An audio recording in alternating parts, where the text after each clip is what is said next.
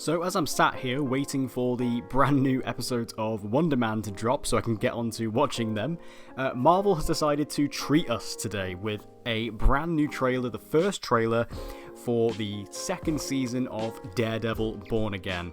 Now, this is something we've all been waiting for. That we knew that the show was dropping in March, but we didn't know when exactly, and it's kind of crazy that it's coming out in 2 months' time, less than 2 months' time as we found out, and we still hadn't had the trailer, but Marvel have finally dropped it today, and I want to talk about the trailer because there is some really cool shit in this trailer, so let's dive in. So the trailer opens up with a few establishing shots that I think are quite interesting that I want to talk about. First of all, we can see that Matt and Karen seem to be together again, happy. I mean, this was something that was kind of alluded to at the end of Born Again Season 1, that we kind of, obviously the relationship between Matt and Heather had kind of broken down, and him and Karen had obviously kind of reconnected, and we knew that Deborah Ann Woll was going to be in this season a lot more than she was in the first season, so I think putting her and Matt kind of back together again, I think is great. And I think for us fans, like, this is kind of like the end game couple of this show, if you will. Like, a lot of us really want Matt and Karen just to be happy, like just to be together. So seeing that here definitely fills my heart with joy. We also get a really fun shot of Poindexter sat in a milkshake bar getting himself a nice milkshake and cherry on top, and that is just a nice little shot, good for him. I'm sure he's just having a nice day. But the other shot I want to talk about in this is there are a couple of shots throughout the trailer of the anti-vigilante task force just sort of hanging out with the public, and I think that this is going to be quite a big part of the season and a big part of the drama and the story that's going to be told here. Is that this anti-vigilante task force, which has obviously been brought into New York, is clearly a sort of allegory and obviously a sort of real-life draw of ICE. At least that's the way I'm reading it anyway. And I think that what we're going to see in this season is some people in New York, some subsections of the New York citizenships are going to perhaps become very friendly with the anti-vigilante task force, become supportive of what they're doing, and we're going to see kind of the citizens of New York sort of rise up with them, while we're also going to have equally another group that are going to be rising up against them. So this is obviously some real-world commentary going on. I think it's very topical. I think it's very smart for a show like Daredevil to kind of be tackling these things. Obviously, the first season already did quite a bit of that, but I think with the anti-vigilante task force being out on like full patrol in New York, I think we're going to see different people in New York kind of respond to them in different ways, in the same way that people in real life have responded to similar things. So I think that is going to be quite an interesting jumping in point for Season 2. Also, they are still wearing the Punisher logo on their uniforms, which I do think is quite interesting given, how Frank treated them at the end of Season 1. So I do think it's quite interesting they're still wearing the sigil of the Punisher on their jackets. We also get a single shot of Matthew Lillard in this trailer as his character, who is simply being referred to in this as Mr. Charles. Now, not a whole lot is known about his role in this season and what his character is going to be. The only thing that has been sort of revealed about him is that he is being a political opponent for Wilson Fisk in Season 2. So obviously Wilson Fisk still being the mayor, he is going to have some political uprising around him from obviously other people in New York, and one of those people is going to be Mr. Charles, played by Matthew Lillard. And that's really all we have to go off of from the character and the trailer. The trailer really doesn't give us a whole lot. And, in terms of like the comics, we can't even look towards the comics because this seems to be a completely original character. There is only one character called Mr. Charles in the comics that I could find doing some research, and it's an absolutely nothing character who's appeared in one comic in the history of Marvel. And he has affiliations with Roxxon. It's definitely not that character, so this is pretty much an original character for the show and for the MCU. We just don't quite know how much he's going to be in the season, what he's going to be doing. Brad Winderbaum, who is the sort of TV head of Marvel, has said that this character is a dangerous new addition. So I'm guessing, kind of like Fisk, he's probably going to be doing things not necessarily by the rules. And I think Matthew Lillard is such a great choice to play a character like that, and I'm very excited to see what he does and his relationship with Fisk kind of evolve over the season. It'll also be cool to kind of see if he is a sort of character who kind of doesn't go, with the rules, how he will have a relationship with Matt Murdock, because obviously Matt is going to be supportive of someone who's going to go against the Kingpin, but if he is also someone who, like Fisk, doesn't do things necessarily always the right way, I think that'll put Matt in quite an interesting position. So I think this is a great character to bring into the show. I'm looking forward to see what they do with him, and I'm sure Matthew Lillard is going to deliver a brilliant performance, as he always does. And we also get the return of Kristen Ritter as Jessica Jones in this trailer. Now, of course, we knew she was in this season. It was announced back in, I think it was New York Comic Con last year. And it's just great to see her back. Like, this is something that I'm really hoping that, Born Again as a show is going to do, is just continue to kind of bring back these Netflix characters. Of course, it's brought back the show. It brought back Punisher last season. And now we're bringing back Jessica Jones in this season. Part of me is still, taking that hopium, hoping that Luke Cage, Iron Fist might show up in this season somewhere. I'm not massively optimistic that's going to happen, but we'll see. But Kristen Ritter has not missed a step as Jessica Jones. We can see her here delivering some really great dialogue towards Matt Murdock. And that's just, exactly their type of relationship. I'm really excited to see what they do with her. I do hope they give her like some decent screen time. I am kind of worried that her, sort of screen time within the season is basically going to be 1, maybe 2 episodes at most. Like the Punisher in season 1, he was in there, but he didn't really get a whole lot of screen time. It was basically just the finale. I'm kind of worried they're going to do something similar with Jessica Jones, but we'll have to wait and see. We do see a shot of her using her powers as well, like using her super strength, which I am pleased to see. I was kind of, again, I thought maybe they would dial back on her powers a little bit. Obviously, the show never really was massively a super powered type of show, but it did show her powers from time to time. I'm glad that Born Again is continuing with that.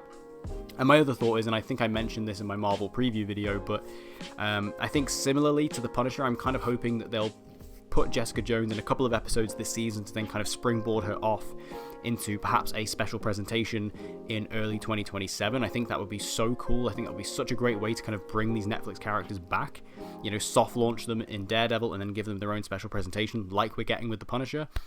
I kind of hope that's what they're doing with Jessica Jones, but again, I'm not massively optimistic that that's going to happen. But at least we're getting her back, at least Kristen Ritter's back and interacting with Daredevil. I think that's really good news across the board. And talking about good news across the board, we have the black suit in this season.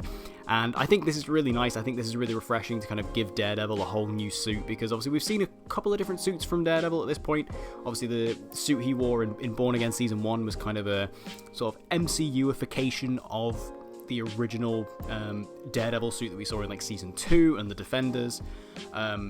They kind of took that original suit and kind of made its own version. And then in She-Hulk, we obviously got the mainly yellow and red suit, which I was a huge fan of. I thought that looked awesome on screen. But now we're getting the black suit, and I think that is just... just look at it, man. Just look at it. It's gorgeous. It's just amazing. And it's, of course, got the fantastic double Ds on the front. We love to see them double Ds, and people will clip that, and I'm fine with it. They look great. I really do like the black suit. I think it's a nice representation of sort of where Matt is at in this season and where Daredevil is going to be in this season. And it's just nice to kind of give... I love the fact it's such like a comic book superhero thing, but I love when, superheroes have a wide range of suits. So seeing Daredevil, we saw it in Born Again Season 1, we saw that he obviously had all the helmets from all the different suits he's had over the years. I'm just loving the black suit. I think it looks really nice on screen, and I can't wait to see it properly in action when the season drops. But so far, just from what we can see in this trailer, it's gorgeous, I love it, and I think this is easily one of the best suits that Daredevil has had so far. Now, I've not really mentioned him too much in this trailer so far, but Wilson Fisk is, of course, back in this season, played by the wonderful Vincent D'Onofrio, and I haven't really mentioned him because he hasn't really got too much to talk about in this trailer. Obviously, he's now the mayor of New York, he's running the anti-vigilante task force, he's going after Daredevil big time, but we do get a couple of shots of him in this trailer. We get a wonderful shot of him just laughing at something, which is quite fun, but there's another shot of him boxing, like he's in like a boxing arena, and I think this is quite interesting, like to see what this actually is, like what's the context here, because the idea of putting the mayor of New York into a boxing arena to fight, like, I'm not sure who this character is, who he's fighting, but I think that's quite, an interesting thing. I think Fisk in the comics, he does have some boxing experience. He mainly uses it in the comics as like a display of dominance. It's more of a strength show-off thing. It's not really he's not really like a boxer professionally. And I think that this is probably going to be something similar. He's probably just showing the fact that, yeah, I'm super strong, which is cool, I guess. What I think is going to be most interesting is seeing Matt's reaction to this, if he even witnesses it, because obviously Matt's father was a boxer. So I think that contrast of now Wilson Fisk, whether he's taking up boxing or even if it's just for like one scene, I'm not sure. Like I say, we're not really sure of the context of it here, but the fact that Jack Murdock was a boxer, and obviously that is kind of ultimately what got him killed, I think that's going to be interesting to see what, and how Matt kind of reacts to his ultimate enemy being in that same position. I think that's, that's quite a smart move from the writers in a way, just to kind of see what that kind of creates and what kind of tension that creates. But I'm glad Vincent's back, of course. He's one of the best comic book castings of all time, in my opinion. He's brilliant as the Kingpin. So, can't wait to see more of him. We also get one shot of Foggy in this. Obviously, Eldon Henson back again as Foggy Nelson. Now, not too much to say about this. The only thing I will say is that this is most likely, very evidently, a flashback sequence. We knew that Eldon Henson was coming back in the season again as Foggy, but we didn't quite know to what extent. Obviously, he dies in season 1, like right at the very, very beginning, so we kind of knew he wasn't going to be coming back unless they found some way of resurrecting him. But given his hairstyle, I'm going to say this is a flashback. Like, this is very much like season 1, season 2, Foggy hair. That's what this is. Like, the hair he had in Born Again season 1 before he died was very much him modernizing himself.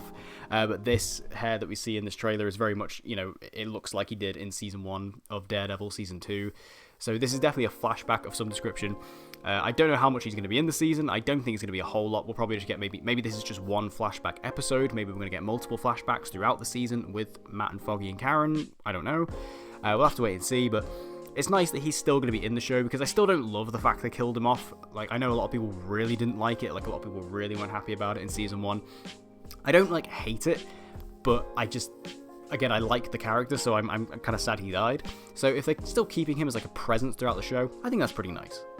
And the trailer ends on an absolutely diabolical shot of Matt Murdock just smiling in the face of his enemies, and I mean, this shot is already the first major meme of this season. Obviously, Born Again did give us quite a lot of memes throughout the season, and Born Again Season 2, this trailer has already given us our first one here, with Matt Murdock just smiling towards the camera. I think that's great, just fun. But the trailer then ends with the release date, which is March 24th. Now again, we knew it was going to be March, when you looked up Born Again on Disney Plus recently, it has come up on there saying releasing March 2026, it just didn't say when. And now we're getting March 24th, so it's less than 2 months away, guys. Not too long to go, but at least we finally know the release date. Always good to know. So yeah, overall thoughts on the trailer? I think it's really good. I thought it has this really kind of epic tone to it, like the music choice in the background. I'm not familiar with the song, but I think it fits it quite nicely.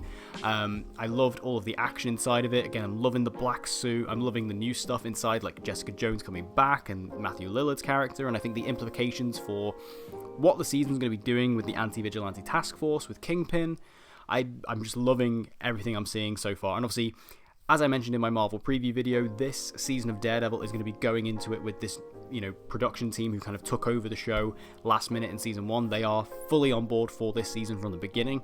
So hopefully that means that this season is going to be, of comparable quality to the best episodes of season 1. That's obviously what we can hope for. So I'm really looking forward to this season, liking the look of the trailer, think it looks great.